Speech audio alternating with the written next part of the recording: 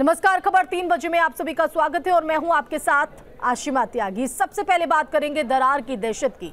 जोशीमठ भू धसाव से बद्रीनाथ हाईवे पर लगातार खतरा बढ़ रहा है, तो 20 से ज्यादा स्थानों पर सड़क जो है वो धंस गई है। भू धसाव से हाईवे पर खतरा बढ़ा, पुरानी दरारों की चौड़ाई बढ़ते हुए नजर आ रही है। भू धसाव की वजह से आपदा से प्रभावित चमोली जिले के जोशीमठ में बद्रीनाथ हाईवे भी जगह जगह धंस रहा है, जिसकी तस्वीर आपके टीवी स्क्रीन पर 20 से ऐसी ज्यादा जगह है जहां पर ये सड़क धंसती हुई नजर आ रही है। तो भू धसाव से हाईवे पर खतरा बढ़ते हुए जो पुरानी दरारें हैं वो चौड़ी होते हुए बढ़ती नजर आ रही हैं, जो आप तस्वीरों में देख रहे हैं। चमोली जिले के जोशीमठ में बद्रीनाथ हाईवे पर जगह जगह जो है वो धंस रहा है। बीते कुछ दिनों में हाईवे पर दरारों का उभरना तेज हो गया है। ये हाल तब है जब यहाँ पर ज्यादा आवाजाही नहीं है, इस मार्ग से गिने चुने वाहन ही गुजरते हैं। लेकिन देखिए आलम किस तरह से है, जो लोगों को डरा भी रहा है।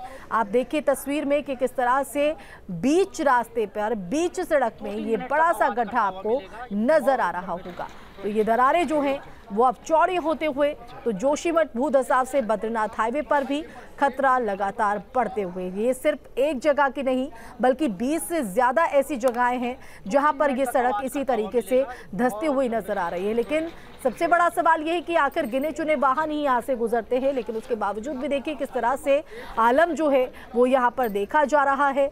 लोग दहशत में हैं क्योंकि जो लोग वहाँ से गुजरते हैं मजबूरी में उनको इस रास्ते को अपनाना पड़ता है। लेकिन देखिए कभी भी हादसा यहाँ पर हो सकता है। तो भू धसाव से हाईवे पर भी देखिए खतरा किस तरह से बढ़ता हुआ, जो पुरानी दरारें हैं वो उनकी चौड़ाई बढ़ रही है। संवाददाता किशोर रावत हमारे साथ लाइव जुड़ गए हैं और किशोर आपका रुख करना चाहेंगे। जोशीमठ भू धसाव से बद्रीनाथ हाईवे पर भी अब खतरा लगातार बढ़ते हुए।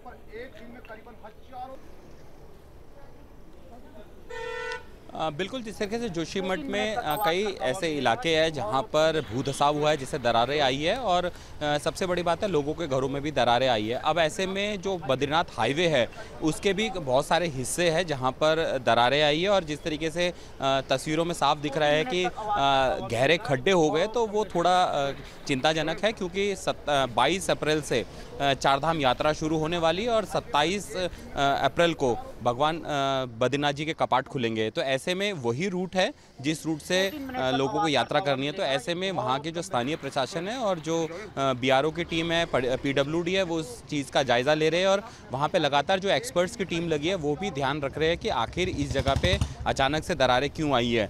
अब ऐसे में दरार आने से चिंता ज़रूर बढ़ती है क्योंकि उसी रास्ते से गाड़ियों ने निकलना है, श्रद्धालुओं ने निकलना है, तीर्थयात्रियों ने निकलना है और जब यात्रा खुलने से पहले जो वहाँ पे व्यवस्था देखने वाले अधिकारी है या फिर कर्मचारी, उनको भी जाना है। और जाहिर सी बात है जब जोशीमठ पूरा इलाका भू धसाव की चपेट में है तो वो उस जगह पर किस तरीके से वहाँ पर सारी चीज़ें देखनी है, तो ये चिंताजनक है। लेकिन अभी इसका अध्ययन किया जा रहा है और फिलहाल जो दरारें हैं वो इतनी बड़ी नहीं है, लेकिन फिर भी जिस तरीके से दरारें दिख रही हैं, बेशक दरारें बड़ी ना हो लेकिन जिस तरह से जो पुरानी दरारें हैं वो चौड़ी होते हुए किशोर दिखाई पड़ रही है। और ये हाल तब है जब यहाँ से गिने चुने वाहन ही गुजरते हैं। अगर यहाँ पर आवाजाही लोग लगातार जारी रखें तो देखिए किसी भी वक्त बड़ा हादसा और ये जो मुसीबत है वो बढ़ते हुए नजर आ सकती है।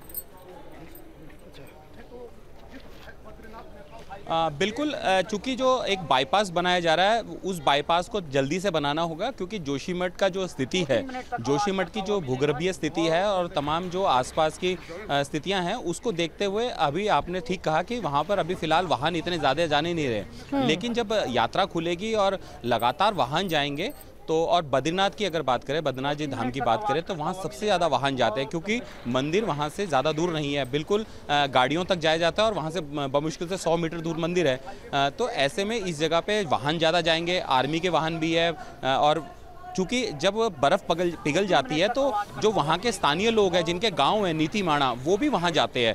तो जाहिर सी बात है ऐसे और जाहिर तौर पर ये चिंता इसलिए भी बढ़ते हुए क्योंकि चारधाम यात्रा की भी शुरुआत यहाँ पर होने वाली है और उससे पहले अप्रैल में इस तरह की जो दरारें हैं वो यहाँ पर अगर देखी जा रही है उससे पहले, तो ये कहीं ना कहीं वाकई चुनौती को बढ़ाते नजर आती है। फिलहाल बहुत शुक्रिया किशोर तमाम जानकारी के लिए।